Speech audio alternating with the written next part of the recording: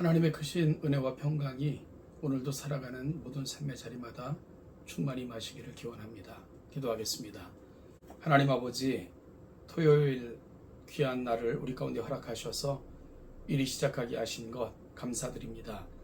하나님의 거룩한 뜻을 가슴에 품고 하나님 원하시고 기뻐하심을 좇아 아버지 하나님께만 영광 올려드리는 귀하고 복된 거룩한 날 되도록 은혜 위에 은혜를 더하여 주옵소서.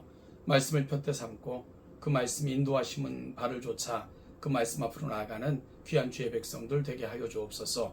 오늘 하루도 진실무망하며 하나님을 섬기고 또 사람을 사랑하는 하루가 되게 하시고, 내일은 거룩한 주일인데 하나님의 전을 사모하며 예배하는 자리에서 하나님의 영화롭게 하는 우리 모두가 되게 하옵소서. 감사드리며 예수님의 이름으로 기도하옵나이다. 아멘.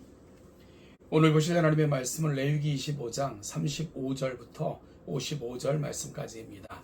조금 긴 본문인데요, 저와 함께 같이 살펴보겠습니다. 내 형제가 가난하게 되어 빈손으로 내 곁에 있거든 너는 그를 도와 거류민이나 동거인처럼 너와 함께 생활하게 하되, 너는 그에게 이자를 받지 말고 내 하나님을 경외하여 내 형제로 너와 함께 생활하게 할 것인즉, 너는 그에게 이자를 위하여 돈을 구워주지 말고 이익을 위하여 내 양식을 구워주지 말라. 나는 너희의 하나님이 되며 또 가나안 땅을 너희에게 주려고 애굽 땅에서 너희를 인도하여 낸 너희 하나님 여호와이니라.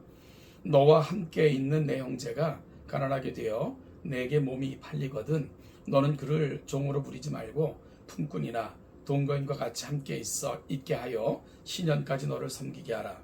그때에는 그와 그의 자녀가 함께 내게서 떠나 그의 가족과 그의 조상의 기업으로 돌아가게 하라.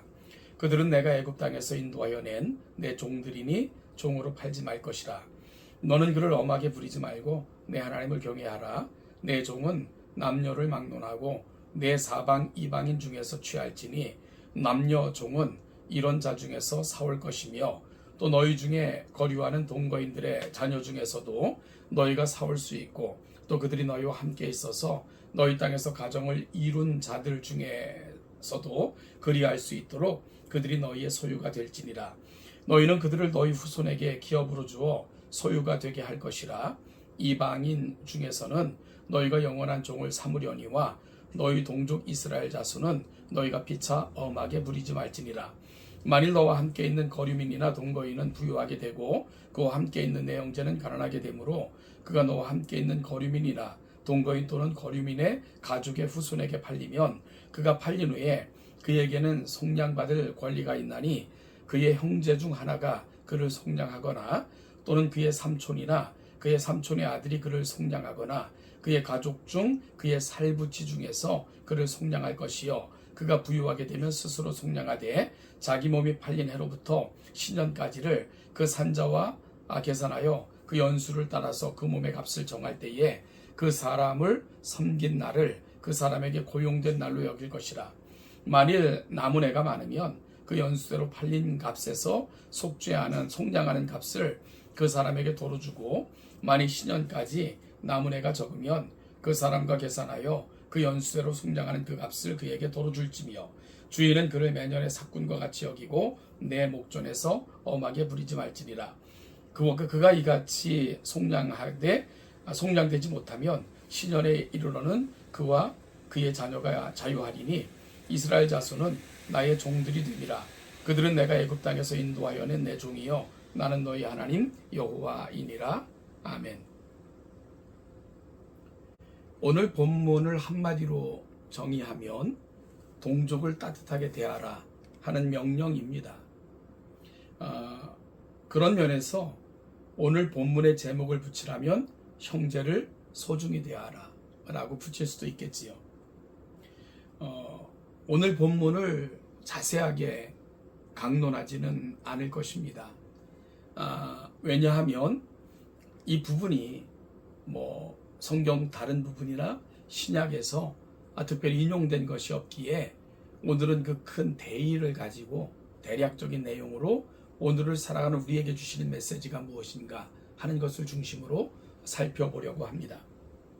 이스라엘 동족 중에 가난하여 돈을 빌린 자가 있으면 형제로서 이자를 받지 말라라고 명하시고 계시고요. 왜냐하면 형제이기 때문입니다. 극심한 가난으로 인하여 형제가 종으로 팔렸을 때에도 함부로 종으로 부리지 말고 인격적으로 대하라 라고 명령하십니다. 왜요? 형제이기 때문입니다. 재정적인 여유가 될 때는 무르기 제도를 통해 형제를 해방시키거나 그것이 어려울 때는 인격적으로 대하다가 시련이 왔을 때 해방시키라고 명하십니다. 여러분, 그런데 이 규례 속에는 아주 놀라운 하나님의 섭리가 숨어 있습니다. 우리에게 주시는 아주 중요한 메시지가 몇 가지가 있다는 거죠. 첫째는 주의 자녀는 존귀한 자녀들이라 라는 것이 배후에 깔려있는, 그리고 이 가르침을 주시는 하나님의 명령이 가고 있는 자리입니다. 모든 사람이 귀하지만 특별히 주님의 자녀는 더욱 그러합니다. 하나님께서는 그분의 자녀들에게 귀를 기울이시고 그분의 자녀들의 그 마음에 깃든 것을 소중히 여기시는 그런 분인 것을 본문은 끊임없이 보여주고 있습니다. 하나님께서 지금까지 주신 말씀을 살펴보면 유대인이든 이방인이든 모두가 수중하고 귀한 존재인 것 분명합니다. 따라서 이 모든 존재들은 관심과 배려의 대상들입니다. 그럼에도 불구하고 믿음 안에 있는 형제자매는 더욱 존귀히 대해주라 하는 것이 오늘 본문이 가고 있는 자리입니다. 왜냐하면 바로 형제들이기 때문입니다. 이러한 가르침은 신약을 살아가는 성도들에게도 참으로 시사하는 바가 크죠. 여러분, 교회는 바로 주 안에서 형제, 자매 된 자들이며 무엇보다도 하나님의 가족으로 영원한 유업을 함께 받을 자들이기 때문입니다. 그런데 참으로 안타까운 것은 교회가 교회를 비방하고요, 서로가 서로를 질시하는 안타까움을 보게 됩니다. 오늘 그 본문의 가르침을 통해 우리가 살아가며 만나는 모든 이들을 사랑해야 되지만 특별히 믿음의 가족들에게, 형제들을 더욱 존귀히 여기며 귀히 여겨주는 우리 모두가 될 수 있기를 간절히 소원합니다. 둘째는 사람을 존중하는 것은 하나님을 경외하는 것과 같다 하는 가르침을 오늘 본문은 우리에게 제공하고 있다는 거죠. 권면을 하시는 중에 그 권면의 이유를 계속해서 말씀하시는 부분이 있습니다. 38절과 55절인데요. 계속 이러한 말씀이 등장합니다. 나는 너희 하나님이 되며 또 가나안 땅을 너희에게 주려고 애굽 땅에서 너희를 인도하여 낸 너희 하나님 여호와니라. 이스라엘 자손은 나의 종들이 됨이라. 그들은 내가 애굽 땅에서 인도하여 낸 내 종이요 나는 너희 하나님 여호와이니라. 여러분, 자녀를 존중하는 것은 그 부모를 존중하는 것과 같습니다. 거꾸로 자녀를 함부로 대하는 것은 그 부모에 대한 모욕인데요. 비록 종으로 팔렸지만 그들은 사람의 종이 아니라 하나님의 종이라 라고 선포하십니다. 따라서 함부로 대하지 말라는 것입니다. 이는 모든 사람들을 마치 자신처럼 소중히 여기라고 명령하시는 그 하나님의 마음이 반영되어 있는 것이지요.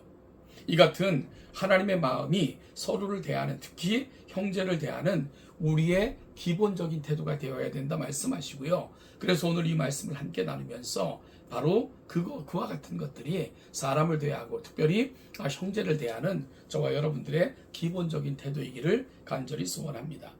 신앙은 사람을 대함과 하나님을 대함이 다르지 않습니다. 사람을 대하는 태도와 모습이 곧 나의 신앙입니다. 셋째는 이 같은 가르침을 통해 교회의 신비를 다시 한번 확인해야 됩니다. 교회는 한 하나님을 아버지라 부르며 한 주 안에서 구속함을 받은 이들이고 한 성령 안에서 인치심을 받아 하늘의 소망을 소유한 이들입니다. 교회는 이 땅에서 시작되어 거룩한 은혜 가운데 존재하다가 하나님의 영원에 참여하는 영광을 소유한 이들입니다. 따라서 교회는 가장 존귀한 자들이며 서로를 향한 고백이 그러해야 합니다. 따라서 우리의 기도가 가야 되는 자리가 있습니다. 우리 교회가 서로를 귀히 여기고 존중하는 따뜻한 교회가 되게 하시고 사람을 귀히 여겨 하나님처럼 섬기는 교회가 되게 하옵소서라는 것이 오늘 말씀을 함께 나누는 저와 여러분들의 고백이어야 됩니다. 여러분, 세상을 우리가 또한 존귀히 여기며 세상 사람들을 배려해야 됩니다. 그런데 성경은 특별히 믿음의 사람들에게 더욱 그리하라 라면서 그리스도 안에서 하나 된 구속함을 받은 영원한 기업을 함께 얻은 자들은 그 어떤 것보다도 귀한 자들인 것을 성경은 끊임없이 말씀해주고 있습니다. 이 아름다운 고백의 터 위에 우리 동천교회가 세워져 가고요. 함께 부른 이들을 존귀히 여겨 하나님의 은혜가 우리 믿음의 공동체 안에서 더 풍성하게 나누어지는 아름다운 공동체로 세워져가는 우리 동천교회가 될 수 있기를 주님의 이름으로 간절히 축복합니다.